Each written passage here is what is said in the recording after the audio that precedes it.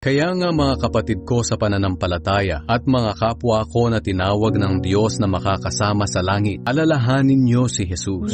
Siya ang apostol at punong pari ng ating pananampalataya. Tapat siya sa Diyos na nagsugo sa Kanya, katulad ni Moises na naging tapat sa pamamahala ng pamilya ng Diyos. Ngunit itinuring ng Diyos si Jesus na higit kaysa kay Moises, dahil kung ihahalin tulad sa bahay, higit ang karangalan ng nagtayo kaysa sa bahay na itinayo. Alam natin na may gumawa ng bawat bahay. Ngunit ang Diyos ang gumawa ng lahat ng bagay. Tapat si Moises sa pamamahala niya sa pamilya ng Diyos bilang isang lingkod. At ang mga bagay na ginawa niya ay larawan ng mga bagay na mangyayari sa hinaharap. Ngunit si Kristo ay tapat bilang anak na namamahala sa pamilya ng Diyos. At tayo ang pamilya ng Diyos kung patuloy tayong magiging tapat sa pag-asang ipinagmamalaki natin. Kaya gaya ng sinabi ng Banal na Espiritu, kung marinig nyo ngayon ang tinig ng Diyos, huwag ninyong patigasin ang puso nyo tulad ng ginawa noon ng mga ninuno nyo. Naghimagsik sila laban sa Diyos at siya'y sinubok nila roon sa ilang. Sinabi ng Diyos, sinubok nila ako sa kasamaan nila kahit na nakita nila ang ginawa ko sa loob ng 40 taon. Kaya galit na galit ako sa henerasyong ito at sinabi ko, laging lumalayo ang puso nila sa akin at ayaw nilang sumunod sa mga itinuturo ko sa kanila. Kaya sa galit ko, isinumpa kong hindi nila makakamtan ang kapahingahang galing sa akin. Kaya mga kapatid,